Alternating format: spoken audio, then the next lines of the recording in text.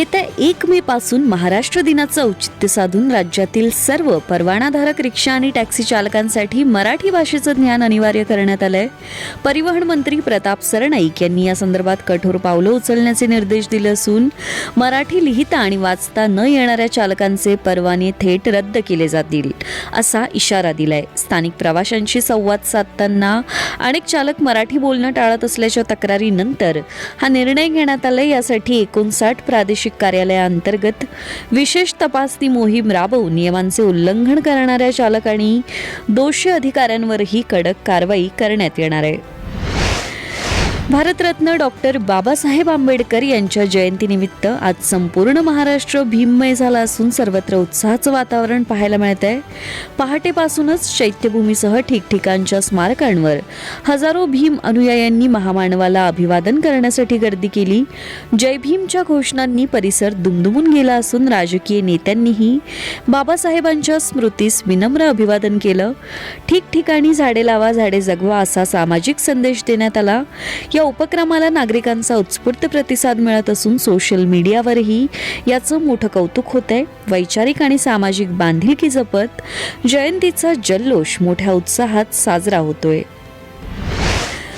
किल्ले रायगडवरील छत्रपती शिवाजी महाराज यांच्या समाधीस्थळावर pre wedding shoot केल्याचा धक्कादायक प्रकार उघडकीस आल्याने शिवप्रेमींमध्ये तीव्र संताप व्यक्त होतोय.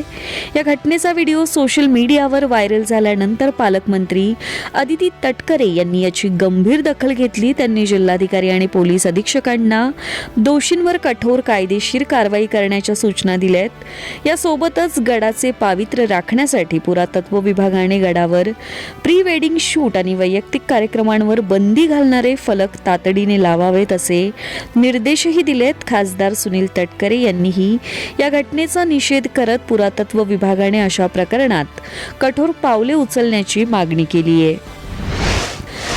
बिहारच्या राजकारणात मंगळवारी मोठी घडामोड घडली असून मुख्यमंत्री नितीश कुमार यांनी आपल्या पदाचा राजीनामा दिलाय. प्रदीर्घ काळ मुख्यमंत्री पद भूषवल्यानंतर आता ते केंद्रात नवीन भूमिकेत दिसणार आहेत. राज्यपालांकडे राजीनामा सुपूर्द केल्यानंतर नितीश कुमार यांनी आपल्या कार्यकाळातील विकास कामांचा उल्लेख करत पंतप्रधान मोदींचे आभार मानले. त्यांच्या राजीनाम्यामुळे बिहारमध्ये प्रथमच भाजपच्या नेतृत्वाखालील सरकार स्थापन होण्याचा मार्ग मोकळा झालाय. बिहारच्या प्रगतीसाठी आगामी काळातही आपले मार्गदर्शन आणि सहकार्य कायम राहील असे आश्वासन नितीश कुमार यांनी दिले. दरम्यान भाजपने सम्राट चौधरी यांनी विधिमंडळ नेतेपदी निवड केली असून ते उद्या सकाळी मुख्यमंत्रीपदाची शपथ घेतील. अमेरिका आणि इराणमधील तणाव निवळण्यासाठी पाकिस्तानच्या इस्लामाबादमध्ये सुरू असलेल्या शांतता चर्चेची दुसरी फेरी याच आठवड्याअखेर पार पडण्याची शक्यता आहे. 11 एप्रिल रोजी झालेली पहिली फेरी निष्फळ ठरल्यानंतर आता सर्वांच्या नजरा आगामी बैठकीकडे लागल्यात. अण्वस्त्र कार्यक्रम आणि होर्मुझ सामुद्रधुनीतील नाकेबंदी यावरून दोन्ही देशात अद्याप मतभेद कायम आहेत. सूत्रांच्या माहितीनुसार दोन्ही देशांची शिष्टमंडळे शुक्रवार ते रविवार दरम्यान पुन्हा चर्चेसाठी समोरासमोर येऊ शकतात. अद्याप तारीख निश्चित नसली तरी या चर्चेतून युद्धविरामाबाबत ठोस तोडगा निघणार की संघर्ष अधिक चिघळणार याकडे जगाचं लक्ष लागलंय.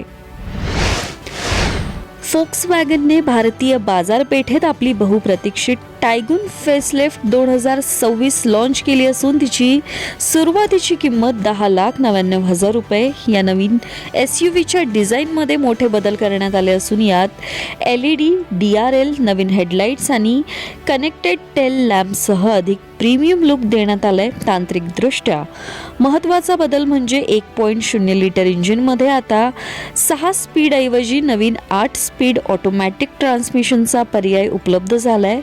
कारच्या केबिनमध्ये 10.09 इंचाची मोठी टचस्क्रीन, पॅनोरॅमिक सनरूफ आणि व्हेंटिलेटेड सीट्स यांसारखे प्रगत फीचर्स देण्यात आलेत.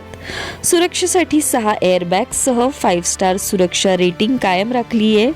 ही कार 7 वेगवेगळ्या ट्रिम्समध्ये उपलब्ध आहे. व्हॉट्सअप सुरक्षित ठेवण्यासाठी काही सोपे बदल करणं आवश्यक आहे. सर्वात आधी सेटिंग्समधील प्रायव्हसीमध्ये जाऊन लास्ट सीन आणि प्रोफाईल फोटो फक्त माय कॉन्टॅक्टसाठी मर्यादित करा. यामुळे अनोळखी व्यक्तींना तुमची माहिती दिसणार नाही.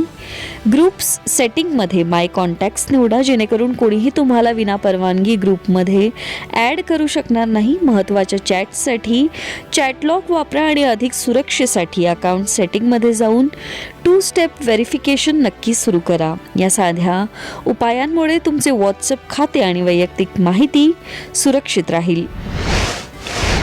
स्टाफ सिलेक्शन कमिशनने फेज 14 अंतर्गत 3003 रिक्त पदांसाठी भरतीची अधिसूचना प्रसिद्ध केली असून अर्ज प्रक्रिया सुरू झाली आहे.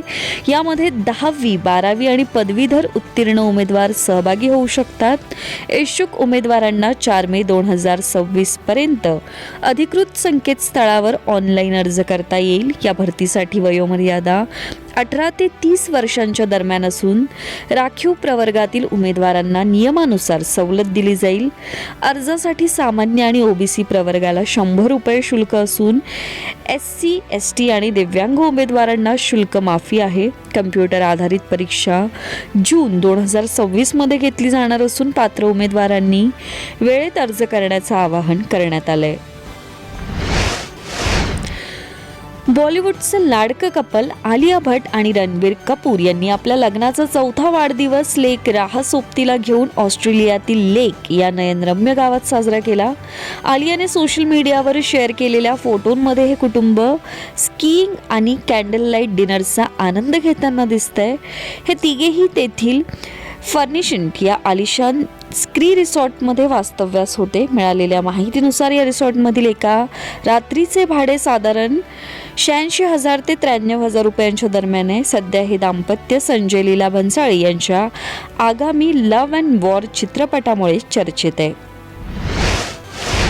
गोपालगंजच्या एका सामान्य कुटुंबातील साकिब हुसेनने सनरायझर्स हैदराबादकडून खेळताना राजस्थान रॉयल्स विरुद्ध 4 विकेट घेत IPL मध्ये धडाकेबाज पदार्पण केलं.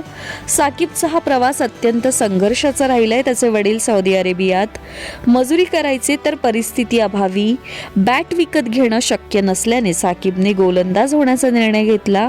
स्पाइक्स खरेदी करण्यासाठी पैसे नसताना त्याच्या आईने स्वतःचे दागिने विकून त्याला पाठबळ दिलं. एकेकाळी अनवाणी पायाने सराव करणाऱ्या साकिबने आपल्या जिद्दीच्या जोरावर यशस्वी जयस्वाल सारख्या दिग्गजांना बाद करून आपली गुणवत्ता सिद्ध केली आहे. 30 लाखांच्या या खेळाडूने आता देशासाठी खेळण्याचे आपल्या वडिलांचे स्वप्न पूर्ण करण्याचे ध्येय ठेवले.